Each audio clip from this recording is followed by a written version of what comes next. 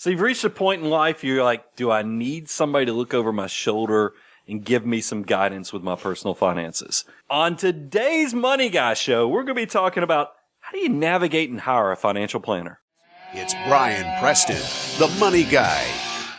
I feel like the guy from Micro Machines. You have to be my age to know what that is. Where the guy had a mustache, talked really quick. I got a lot to cover. I have no idea what you're talking about. Yeah, people believe me. People will know what I'm talking about. They'll go on YouTube, type in Micro Machines, assuming I'm getting that right. But we have so much to cover in a short period of time, so I'm going to go ahead and jump in. We got to first kick off the show today where we're going to do the $1,000 giveaway to Cassie. I can't wait to tell you about her. And then also, I would be remiss if I didn't say we did a client survey, a listener survey, lots of feedback. We're going to be making some cool changes coming up. So please, even though we're giving away the $1,000 on the YouTube, go to YouTube, go to youtube.com/moneyguyshow. So we're giving away on the YouTube. The YouTube? The YouTube. I just want to make sure I got that right. I am comfortably above the point that I can put the in front of everything. But go check us out, moneyguy.com, if you want to connect on Twitter, Facebook, YouTube. Keep those subscriptions as well as likes and everything else rolling in because you guys make us relevant and we got more exciting stuff. Last thing is that we are trying to grow that email database too because we want to make sure that we know how to stay connected with you. You can use that to get access to our archives. Remember, we've been doing this for going on 13 years now, unbelievably. So it's all free because we have this abundance mindset that we want you to become the best version of yourself financially. And the more successful you are, the more likely you are that you probably need somebody to help you with your finances. And that's where we step in and we work with listeners all over the country. So with that, let's talk about this $1,000 YouTube. I didn't put the there. I was very deliberate about that. YouTube giveaway that we did with Cassie Lee. Now, Cassie was the lucky winner. And I got to tell you, we're about to play the audio of our phone call with her. I want to brag for a second. I mean, if you want to make me feel good about this show, let me know that we have 25-year-olds that already have six figures saved. She's going to be, her and her husband are going to be monsters. And the fact that just doing the incredible things that they're already doing at their age, the sky's the limit on what they can do. So with that, Bo, I want you to kind of kick off the audio. And this is where we actually called Cassie. She knew she was winning the money, but we got her reaction. We asked her, hey, what are you going to do with the money? How'd you hear about us? And then we gave her a chance to ask us one question. This is what Cassie asked. Cassie, we are so excited to have you on the line with us today. I'm really excited to be here. It's so cool to meet you guys virtually on the phone. So here's what you know that we're tight. So to give away $1,000 means a lot. So I know that check is coming, and how are you planning on using it? So my husband and I, the reason why we listen to your guys' podcast is because we're interested in, figuring out our financial future and all of that. So I think we're either going to invest it in the stock market or invest it in my YouTube channel. So I love hearing the first thing you're going to do is invest. I didn't hear it go buy something or spend it. Let me ask you this, Cass, because I'm so curious. How did you hear about us? How did you hear about us or the giveaway? Have you been listening for a long time? Did you just stumble across this? Give us some background. So we've been listening to financial podcasts for probably, 6 months or something. Me and my husband, we just like to, especially when we're on road trips and stuff like that, it's really fun to listen to podcasts. And we actually just found you guys probably a month ago or something like that. Oh, cool. Nice. We're fairly new listeners, but we really like your podcast a lot. So listening for a month, you already got $1,000 out of us. We got to be like your favorite, right? The return on investment is tremendous on that. So, well, Cassie, here's the thing, because we're going to put your information. We'll share as much as you want us to share, because I don't know if we let everybody know. You actually have a pretty successful YouTube enterprise going yourself. So, YouTube, so we'll make sure if you want us to list that information, we will. But here's the big part: since you've got us on the line.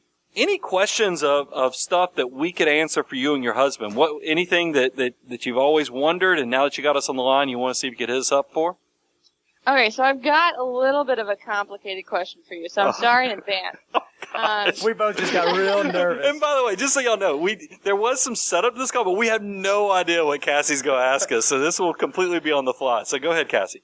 Hopefully I don't stump you guys, but So my husband and I both work for a technology company. We're software people, and we've got a 401k with 10% matching and some stuff like that. Awesome. And we're at the point where we're doing the 10% matching. We're getting that from the company, but we do have some extra cash around each month, and we've got about 120k total in our 401ks combined. So now we're trying to figure out what we do with that extra money, and there's kind of a couple different ways we could go. We could max out our 401ks. I think it's whatever is the law for the maximum amount you can put in a year to your 401k. 18,000. Or we could do an after-tax account and do investing that way.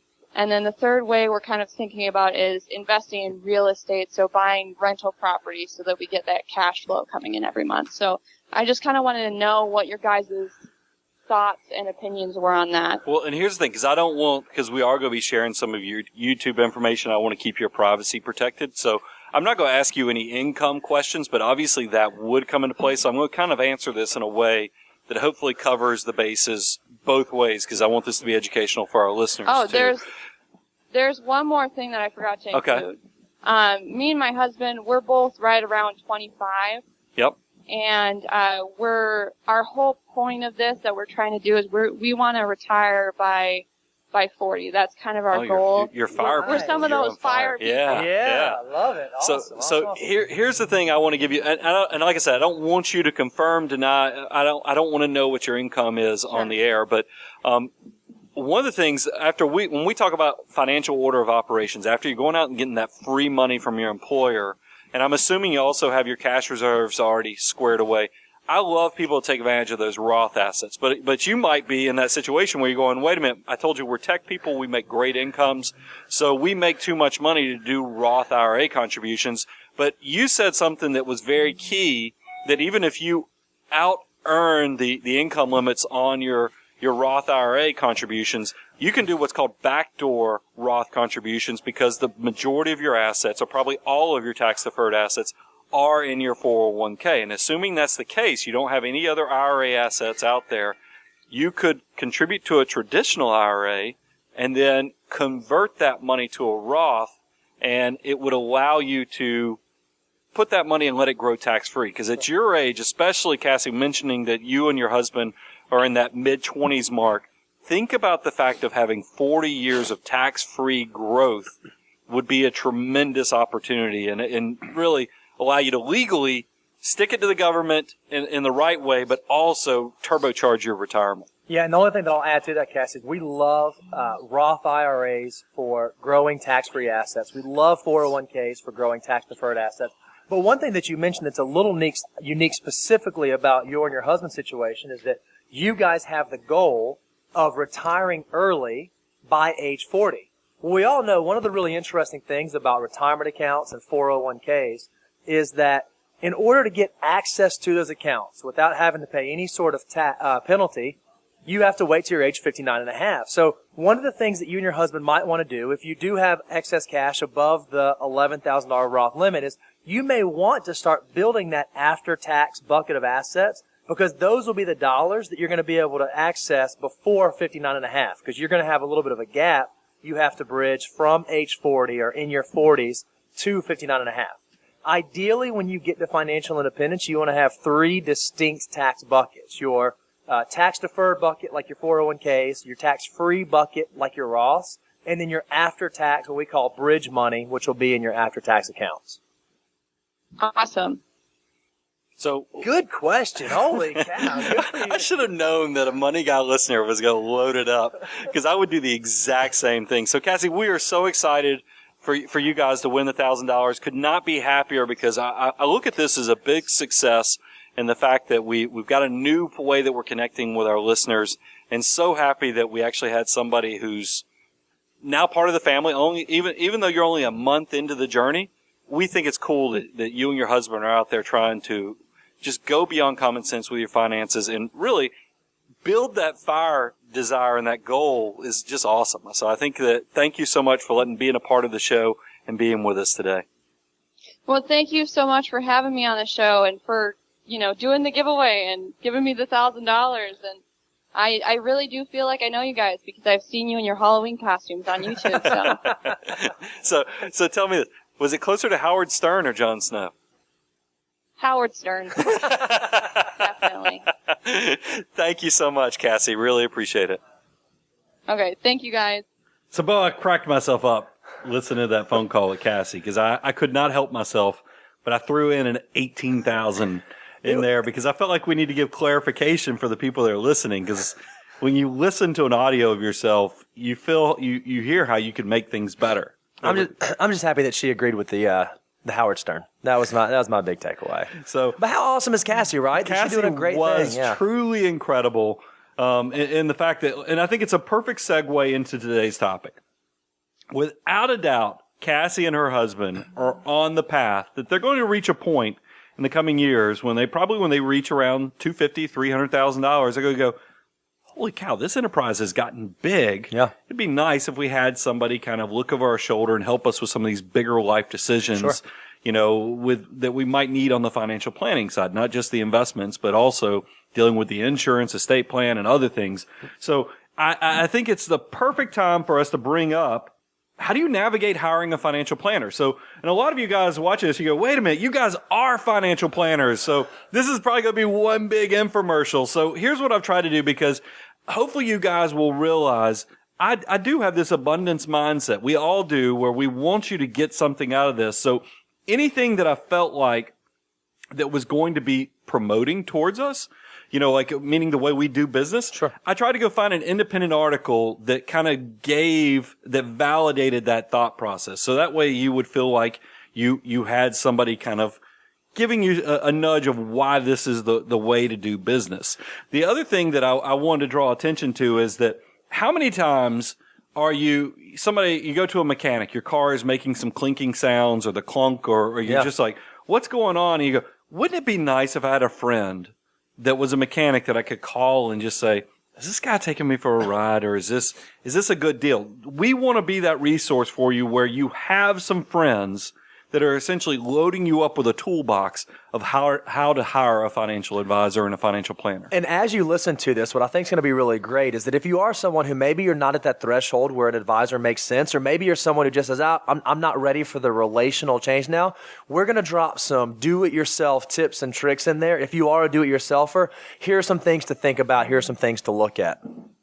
So now that we're jumping into the topic, I want to give you an overview of what does the landscape look like for financial advisors? Sure. I mean, it's just because I think, and for all my financial advisors, we have quite a few of you that are out there listening. It always cracks me up when I go to industry things and find out other financial advisors are listening to our podcast. Yeah. I think it's going to give you some education points as well. The first question or stat I'm sharing is, how many personal financial advisors are actually out there? I would guess a ton. I feel like they're on every street corner. Yeah, every grocery store. Yeah. I mean, literally. Yeah, no, there's they're literally in some grocery at every stores, and then, of course, your CPAs are financial planners, your insurance agents are financial planners, your estate attorneys are getting into financial planning. Everybody wants to be a financial planner. But according to the Bureau of Labor Statistics, there are 271,900 personal financial advisors. Huh. Okay. So that's what the government tracks financial advisors, and that's 2016 data. Okay. Now, of that number, of that 272,000, we'll round up 100. How many are CFPs? Because CFPs, certified financial planners, means that these people went a step further with making sure they got the credential, the designation to be called a certified financial planner. Yep. Of that 72,000, it's 78,648 people, or 28.9%. And by the way, that data is as of October 31st. Sure. I couldn't believe it when I went to the CFP board's website. They had all kind of demographic and other research that was published just a few days ago. So perfect timing. We'll just say it was a great thing that it all lined up. So. First nugget and takeaway, Brian, you mentioned, and we'll get more into this in a second, but since you mentioned CFPs, if you are someone looking for a financial advisor, is it important to find someone who has a CFP designation? Is that something you should look for? I definitely think, and that's where we're going to get down to the alphabet soup of what designations actually are important, and just expertise, years of experience, and things like that. So I say yes, but know that there's more to come on that answer. And then here's one step further, because we're kind of bowling down the industry. We started with 272,000. Now we found out that 29% have the CFP. So how many are fee only? You've heard us talk about we're fiduciaries and we're fee only advisors.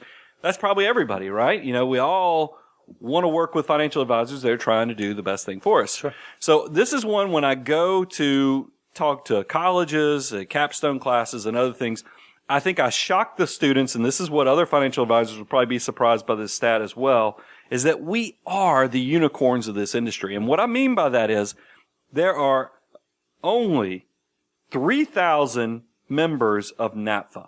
And NAPFA is the National Association of Personal Financial Advisors. That is the organization that supports fee-only financial advisors. So if you do the math on that, and by the way, this number's growing. I'm excited to say it's growing. It's now 1.1% of the industry. So the other 98.9% of the industry is still doing either some hybrid version, but there are commissions involved. So it's just interesting to give you an overview of how the industry works. So that's probably a great lead into, let's talk about the different business models, because the biggest thing when you are an individual trying to figure out how to hire a financial advisor is you want somebody that's hopefully going to be the partner or sounding board to help you become the best version of your financial self for your family, for your business. And a lot of the things that I see that derails that is when people have another motive or a conflict of interest. A conflict of interest, exactly. So let's talk about the different business models so you can kind of go into the situation with your eyes wide open. And there are three distinct, right? There's three main ones. And let's go over the three first. There's commission, there's fee only, and then there's fee based. Mm-hmm. So we're going to go through the differences and compare and contrast. The first is commission. And realize I came out when I first got into this industry in the 90s. I worked as a registered rep on the commission side of the industry. So I feel like I'm unique in the fact that I've worked on the commission side and the fee only. That gives me a little additional perspective or depth of knowledge. Sure. Commissions come in the forms of loads. If you're talking about buying mutual funds, it's not uncommon that a commission mutual fund might have a 3 to 5% load built into it. Load is just another word for commission. Another way that an advisor might get paid commission is through selling insurance. Yep. There's going to be you pay a premium to the insurance company, and then there's going to be some portion of that premium is probably built-in commission. And that includes annuities as well, those types of products. Annuities as well. And here's something I will say to be careful of. We've had so many people, and I saw this when I was doing research for today's shows. I always go down to the comments section when I read articles, and it was so interesting to me. I'm not going to name the brand or the broker-dealer that this client was essentially giving an endorsement for, but there was somebody who left a comment. It was like a checklist of what you need to do when you're looking for a financial advisor. And this person named their local neighborhood broker-dealer and said, she is so awesome because they don't take any fees whatsoever. She's just doing it out of the goodness of her heart. That's what the other comment. And so somebody, the next comment said, you realize that she's not running a charity. She's not doing this out of the goodness of her heart, your neighborhood financial advisor. And, because the way she wrote the email was, she said, I don't pay her anything. And that's what I see that so often where an advisor will say, the insurance company pays me. Right. The mutual fund company pays me. We're just, I'm here just to facilitate and give you some guide. Well, realize, yes, that is a true statement that the insurance company and the mutual fund company is paying this person. But that money's got to come from somewhere. It's not a salary. It's not like they're on staff for this insurance company or the mutual fund. They're getting a cut off of the contribution. You give a $100 investment, $95 of it is probably getting invested. The other $5 is getting kicked out towards the commission. Right, yep. So just don't fall for that. So let's transition next to the second business model is fee only. Okay. As I shared with you, that fee only is approximately 1.1% of the market. Mm-hmm. These are people that get compensation only from the client. Okay. And it can come in several forms. It can come in hourly. It can come from retainer. It can come from assets under management. But the only compensation that this person gets is directly from the client. So there's not some outside company, outside third party recommending a certain product or a certain strategy or a certain solution. Right. It's more consulting directly with the client. Exactly. And then that leads to the third, and we'll come back and talk about conflicts in a second, but the third business model is what's fee-based. Mm-hmm. And fee-based it's a little confusing because you hear fee-based, you hear fee-only, and you go, man, those sound very similar. But here's the difference. Fee-based means that you take some hybrid approach to the way you manage money. A fee base can get both fees from the clients or from the products they sell through commissions. So it means that you essentially are an equal opportunity. You can do both. And it doesn't necessarily mean, because there are quite a few good fee-based advisors. Right, yep. They're doing really good work for their clients, but it just means you need to be aware that it means that some form of their commission or compensation, I should say, is probably coming from in a form of commission. What you see is you'll see an advisor who maybe manages your money under assets under management, like a wrap account, but then they also are recommending life insurance or annuities, and they'll get paid a commission on the life insurance annuity.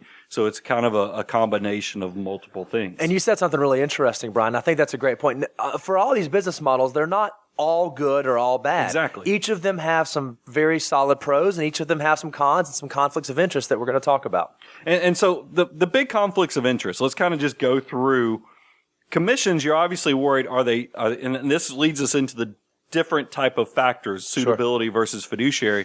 But your biggest thing with a commission advisor is they only get paid when they sell. So if you're only paid when you sell, does that drive the behavior of selling more? Because obviously there's a reward function for sales. So that's the conflict. You just have to be careful. Is this person recommending this to me because it's best for me, or they recommend it because they need to sell? It's the most profitable. So the same thing. Fee only, like, a fee only advisor who's doing like assets under management, they do have a conflict of interest as well. Let's be completely transparent on that.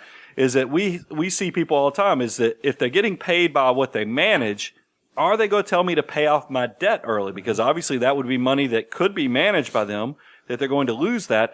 We always tell people we know we have a conflict of interest because the more we manage, the more we make. Right. But we try to put it up front that, yes, we want you to be debt-free by retirement. So we're going to come up with a debt payment plan. We're not people that love debt in general, but we're very transparent and try to be upfront with it. But there is a conflict of interest that I think is very important to understand, even with fee-only financial advisors. And then fee-based, I mean, it's one of those things you just have to make sure you understand how that individual's getting paid so you can weigh, is this the advice kicking in, or is this the desire to sell kicking in? And there can be a balance that needs to go into that. So let's talk about, because you were like, well, of course, the government has to be involved in this, doesn't it? I mean, surely. Well, if you paid attention to the news, it certainly they're giving has me advice, so I'm sure that there's some registration, because you see the word certified all the time. Right. When you see the word certified, that must mean that there's a governing body that's ensuring that this is all on the up and up. So that leads to the two standards of our industry you need to be aware of. There's what's called the suitability standard, and then there's the fiduciary standard. Yeah. Now, there's a lot of news, and we're not going to get into it because this is always ever changing right now, because as politics, nothing is locked in stone. I mean, it just constantly is very fluid. But it's good to know these two different standards. You need to know the two different standards. Suitability means, was the product that was recommended / sold to you suitable to you? Meaning that, does it fit? I mean, it doesn't mean it has to be the best, but is it suitable? So an example of something that might not be suitable is a 90-year-old widow being put in a portfolio of all penny stocks. That's probably not, you probably couldn't argue that's a suitable investment for someone in that situation. Or, something I see all the time is somebody who has some potential where they're going to need to start pulling money out of their portfolio in the next 3 to 4 years, and then you see somebody lock them into an annuity that has a 10-year surrender fee. Might not be suitable. A lockup period. I mean, it doesn't make sense if you need that money in 3 to 4 years, big chunks of it, more than the 5% that annuity will let you pull out. It doesn't make sense to put it in that annuity. So in fiduciary, by the way, if you're curious what that term means, it means that it's a legal requirement, a much higher threshold, where the advisor has to put your interest ahead of theirs, their company's. They have to recommend products that are in the legal standard in your best interest. So you can understand how it's a much bigger standard. And that's why you've seen so much controversy or articles written about the requirement that the Department of Labor required, where retirement assets were going to require the advisor use a fiduciary standard when making decisions. Now, it has not all shaken out, but it's one of those things I think you need to be aware of those two standards. What I try to explain to people, and this is going to sound up there, but you'll get what I mean by it. Candy bars, because we just made it through Halloween. Candy bars and candy, the stuff my kids, and I'll be honest, I'm rating the kids' candy. You're doing them a favor. You're helping your kids butter that out. they have, whether it's Reese's Pieces, Reese's Cups, or even these new peanut M&Ms, which are just big Reese's Pieces, is really what they taste like. I am helping the kids out by eating that candy. You're for them. such a giver. What a good dad. But here's the thing you need to understand: candy is suitable for human consumption. Okay. May not be the best, suitable but it for may human not be the consumption, best. but definitely not what you want to make your diet out of. If you hired if you're taking the advice from your doctor or a dietitian who's trying to work in your best interest, they're not telling you to pass the Brussels sprouts in favor of the peanut M&Ms, Even the green ones. So I mean, I think that's a good way of kind of understanding the difference between suitability and fiduciary standard. And so 2 really good questions you can ask is if you are currently working with a financial advisor or if you are entertaining the thought of working with a financial advisor in the future, 2 really easy questions.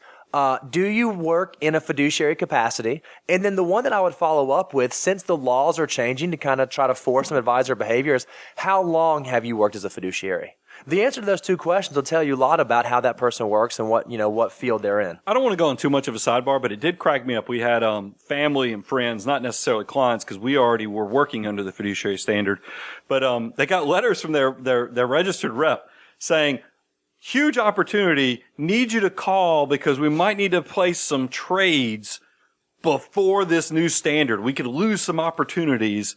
I was sitting there, which cracked me up about this is wait a minute. So the higher standard where decisions past this point in April, I believe, right, we're no longer going to be able to do this, but quickly call me so we can place some of these trades before this new standard of fiduciary. Spidey senses stand up a little bit. It was a little like, okay, I guess let's go back to the well one last time before that government requirement kicked in.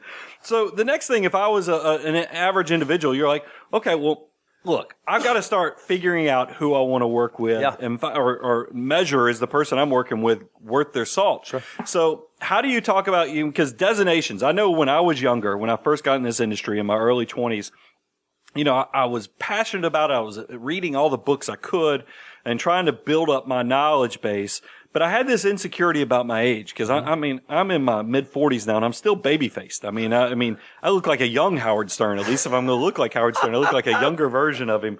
So, I've always had this insecurity about would people with resources be willing to work with me when I had this young looking face? Sure. So I loaded up with designations. But there's a lot of advisors that are loading up with designations to the point that it's kind of become alphabet soup that you're like, okay, is my advisor's designation good, meaning that I can use this as an indicator that this person has gone beyond basic to become an expert in their industry? Or is this somebody who paid $120, did a study at home seminar for 30 minutes and now they get to put 3 letters after their name? So I want to rewind what you just said because I think that's a really important takeaway, again, for you as a consumer. Not all financial designations are created equal. And just because someone has letters behind their name doesn't mean that they necessarily have a level of expertise that those letters might suggest they do. So this is one of those areas where I was like, okay, we're going to stumble into where people go, wait a minute, every one of those designations you just said is ones that you guys have. So I was like, well, I don't want this to seem so self-serving. So I was like, I got to go find an objective source. So CNN Money has on their website The Ultimate Guide to Retirement, and this ties into some stuff that's done by the AARP, as well as, when you go out there and do Google searches on, what's the alphabet soup of designations mean? I think the best way is for me just to read these 2 to 3 paragraphs. Okay. It won't take me that long, and plus, who doesn't like listening to this Southern accent just read to you? That's perfect. So here we go. What kind of credentials should a planner have? There are at least 100 financial designations, and many are just empty titles that don't mean much. Yep. The title, quote, retirement specialist, for example, is a made up label that has no backing from any industry group. The popular CSA credential comes from a real organization, the Society of Certified Senior Advisors, but merely indicates that the, quote, experts studied how to communicate with and market to seniors.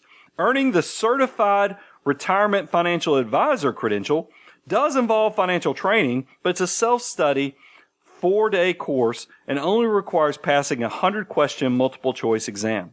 The group that grants the CRFA is owned by a firm that sells a seminar for marketing annuities to seniors, which doesn't inspire confidence either.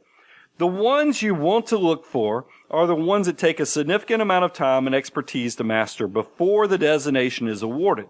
These include the CFP, which is Certified Financial Planner, the PFS, which is Personal Financial Specialist, and the CFA, which is Chartered Financial Analyst.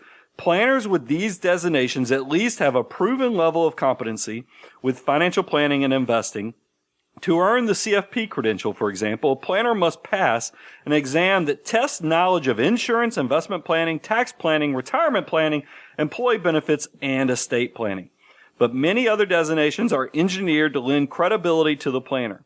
When you see some initials after someone's name, look up the designations on the web. Find out how difficult it is to obtain. If it looks easy, yet the planner brags about its meaning, you might want to steer clear.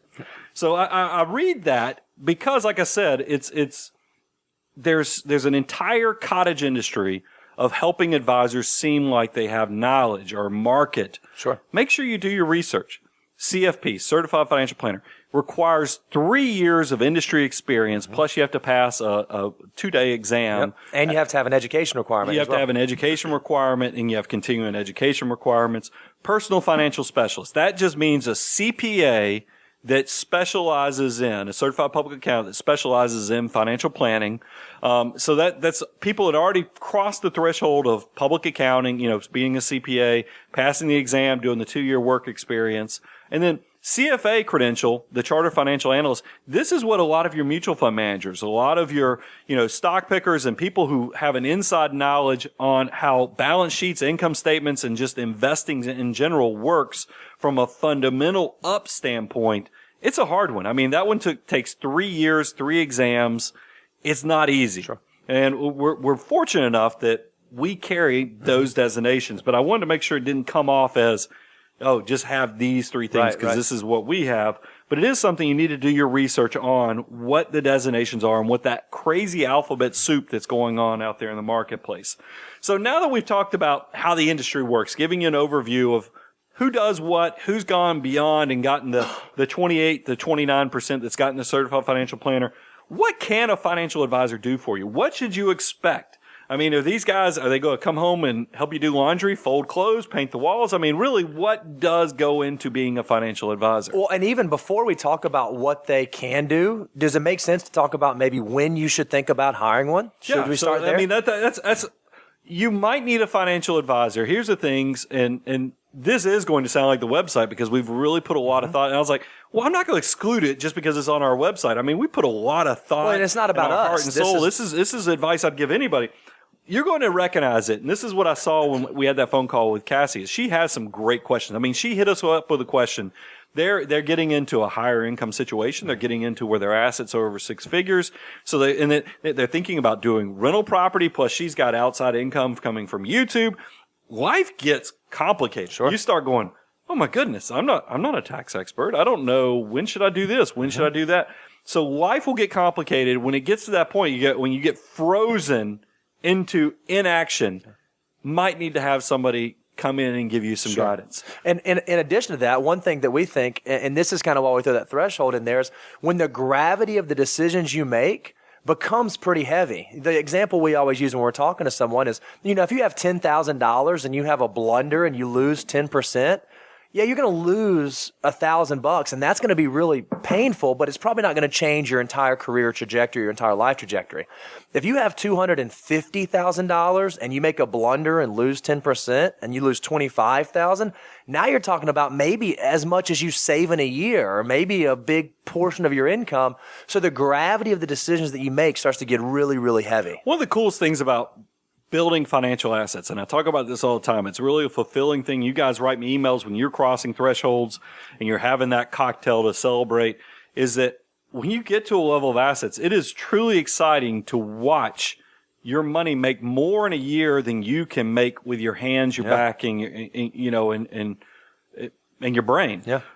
But there's also a double side to that sword is that it's great in the fact that, yes, it's working for you, but if you don't have the asset allocation right, if you don't have the tax design correct, it can also work against you that you've reached a size. So keep that in mind. Life gets complicated. You also reach a size that the enterprise is to the point. It might need some professional help. And then how confident are you with some of the decision making? How about how rapid the world is changing? I mean, I had a client meeting. Tax reform is a perfect example. Tax reform is going on right now, and there are direct impact with how different pots of money are going to get taxed different ways.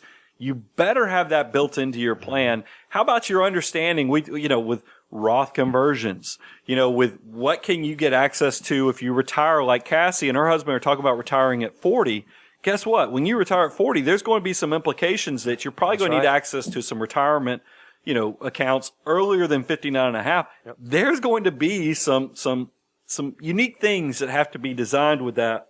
So you have to make sure you can steer the ship effectively, from that standpoint. And let's face it, the geopolitics of the world is not getting simpler. Sure. So, there's all kind of crazy things going on globally that you need to stay abreast of as well. And then, here's something else we've seen. A lot of you guys, it's just like, I have no doubt that Cassie and her husband listening to financial podcasts when they're in their mid-20s, that's incredible. But it's not very rare that both spouses are super tied into finances. I mean, I'm guilty of that. I am the one that is passionate about this. Sure. My wife is outstanding with money, but I think it's because I'm so involved with it. She doesn't feel as energized to keep up with things as much as I do. I was dealing with another couple, both brilliant, analytical people, but one of them steers the ship. Yeah. One is kind of taking a step back because even though she's the one that makes the money, because she knows her spouse is doing such a great job with it. So it's not uncommon that the person who's doing the steering the ship, you might go, well, gosh, I want to make sure when I'm gone that this thing continues to function. You might need to have a backup plan for when those things happen. So let's talk about what a financial advisor will do for you. And then even some do-it-yourself stuff that you can do in the background. So, and I know like I said, I felt like we were starting Smokey and the Bandit here. We had a lot of stuff to cover in a short period of time, so I know we'll kick this up a notch, Bo, on time because we want to be respectful of that. But help you figure out your net worth. A good financial advisor, here's the thing, and I'll tell you where I've made mistakes and I want you to learn from it. I didn't start tracking my annual net worth personally until I was in my early 30s. And I feel like I have lost an opportunity. Bo, you've been tracking your net worth every year. Yep. There is some incredible benefit, not only from the fact that if something happens to you, your spouse will know what's going on. It also gives you tons of analytical data to know how you're growing, how much of your liquid assets are growing, how much is your debt going down. Track your net worth statement. A good financial advisor will help you do that stuff. But even if you don't have a financial advisor, you can start compiling that right now. Yeah, here's a really easy do-it-yourself tip. There are services out there like Yodlee, like Mint, that will help you aggregate all of your accounts, aggregate everything you have going on, and it'll help you with the tracking. So instead of having to track statements and pull them down monthly and that sort of thing, you can have it done electronically. So there are great resources for that. Emergency reserves. We talk about these, how important it is to have your rainy day fund, 3 to 6 months, but a lot of people go, well, am I 3? Am I 6? Am I 9 months? Am I 18 months? I mean, a good financial advisor is going to help you answer those questions. So, because look, it's not that big of a deal when you're younger and you don't have as much in assets. If you can just have $5,000 to $10,000, that's probably okay. But you're going to notice, especially for those of you who own businesses, who are getting close to retirement, that cash reserves is going to morph into something much bigger than just keeping $5,000 to $10,000 laying on the side. Here's another big one. When does tax efficiency matter? Always. When you're saving for retirement, it matters how tax efficient your portfolio is. And then when you start pulling money out in retirement, it matters how tax efficiently you can do that. So an advisor who understands your whole picture, not just one piece of it, can really help you structure your tax situation so that it's optimized. Yeah, which assets are generating ordinary income, which are taxed at the higher tax rate? Which ones are generating, dividends? Which ones are growing? Would be best for tax-free growth, maximizing that capital appreciation? Your advisor should be taking advantage of that and being very tax efficient. How about, here's something we see all the time that I want to caution you on. Oh, your biggest asset is probably your employer-provided retirement plan, whether we're talking about 401ks, 403bs, 457s, simple SEPs. your advisor should be giving you some guidance on that. You don't want to have your financial life over here, excluding your retirement plan, working great because you have a financial advisor on it, and then your other assets are just out here abandoned and doing their own thing. They all need to be working together. So often we see prospects come to us with a piecemealed financial situation, an account from an old employer here, and then this account doing this, and this account doing that. A good advisor should be able to help you get all the different tools at your disposal on the same page, working together towards one common goal. And then creating a plan to be debt-free by retirement.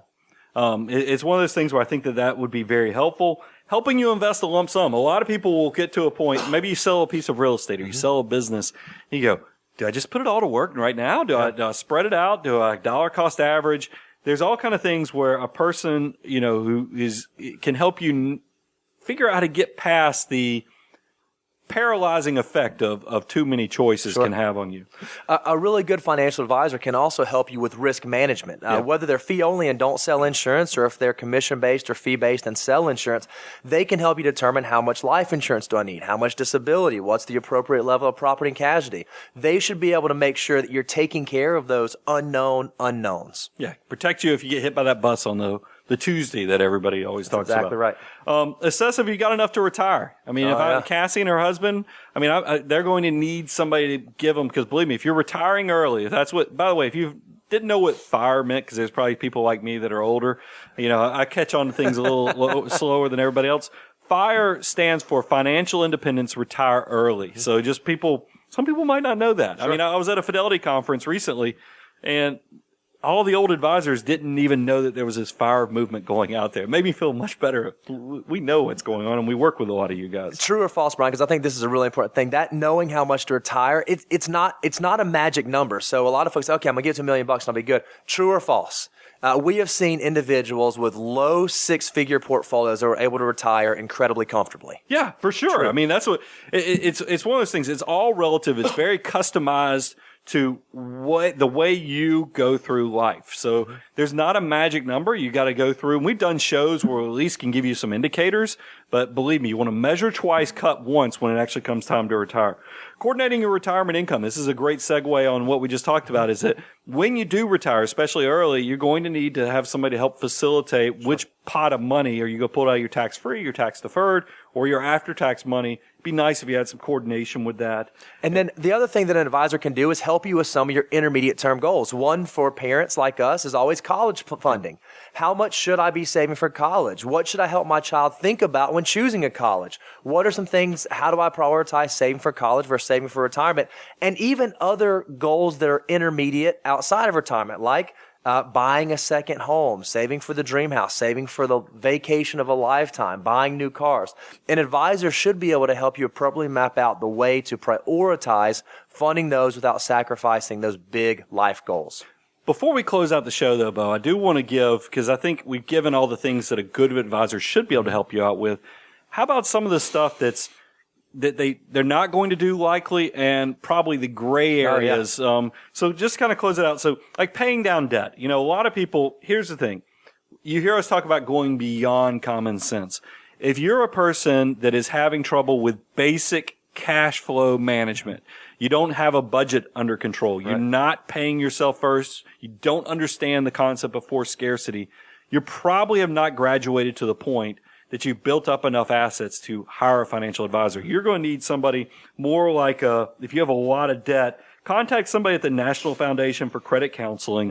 Yep. You need somebody. You don't need somebody taking fees and to help you just get out of debt. That's not going to be something a financial advisor typically is going to be great at helping you through. And this isn't an endorsement, but one of the best resources out there is Dave Ramsey. I mean, he is second to none when it comes to getting out of debt and making those decisions well. And that's probably the gray area, is that I have had prospects that have turned into clients, come in thinking they're going to retire, this year, next year, but I have to tell them they have to work 3 to 5 years, and as part of that additional work, they have to cut their lifestyle. There's nothing wrong. A financial advisor will help you make cash flow decisions, but they're not going to tell you how to control your basic spending. Right. That stuff you kind of need to get your household in order before you graduate to that point.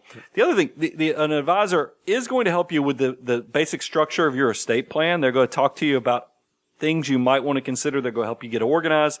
But when it comes to actually executing legal documents, financial planners, unless they have a JD on staff or the financial advisor is a JD, they typically don't write estate documents.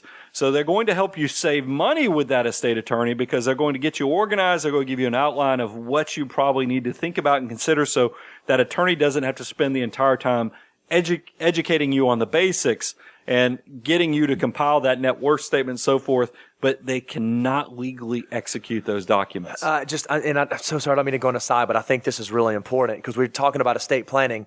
Another thing to recognize is that not all attorneys are created equal either.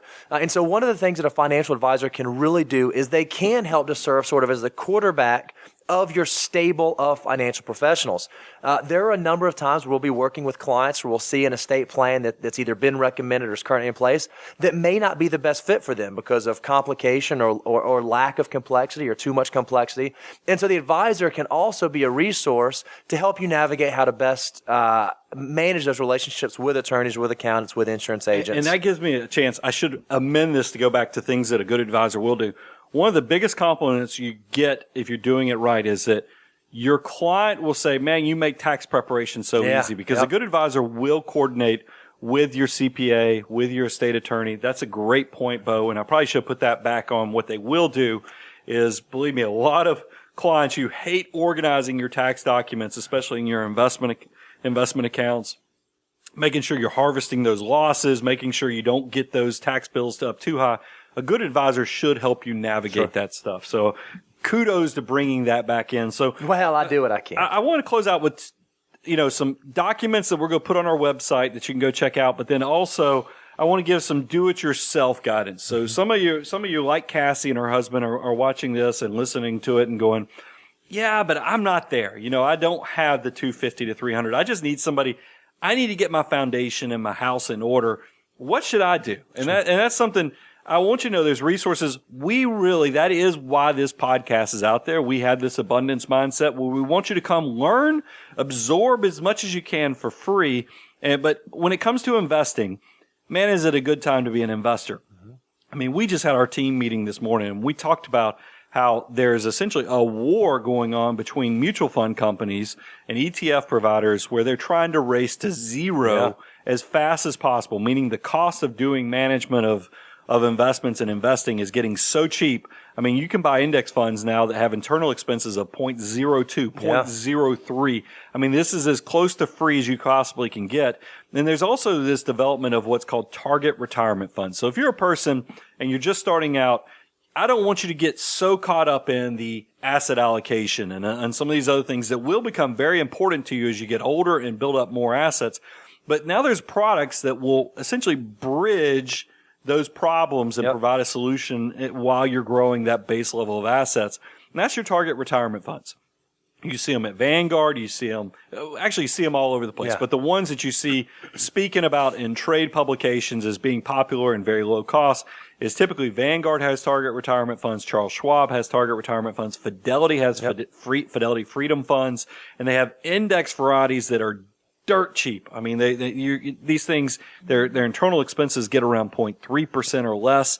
So it's something for you to consider. If you are in that development stage where you want to build for the future, just like Cassie and her husband, but you don't think you're at the point that you need a financial advisor, take advantage of those tools like the target retirement funds. Take advantage of listening to the podcasts like the Money Guy Show. Mm-hmm. It's such an incredible thing that technology is bridging the education platform, so you get so much for so little, so that you can build that your enterprise to a point that it's going to get there quicker. Sure. And that's what's exciting, because there is nothing more fulfilling than when you watch your money work for you and grow so fast. Is that army of dollar bills. The last two things I want to give you as resources. You need to go out to moneyguy.com to get these things, though, but it's going to kind of finish out the topic here. Is I do have a link to the 10 questions to ask your financial advisor that's compiled by the CFP board. So this is the organization that kind of oversees all the certified financial planners. They have a nice link, a questionnaire list of the top 10 questions you should ask any advisor that you're working with.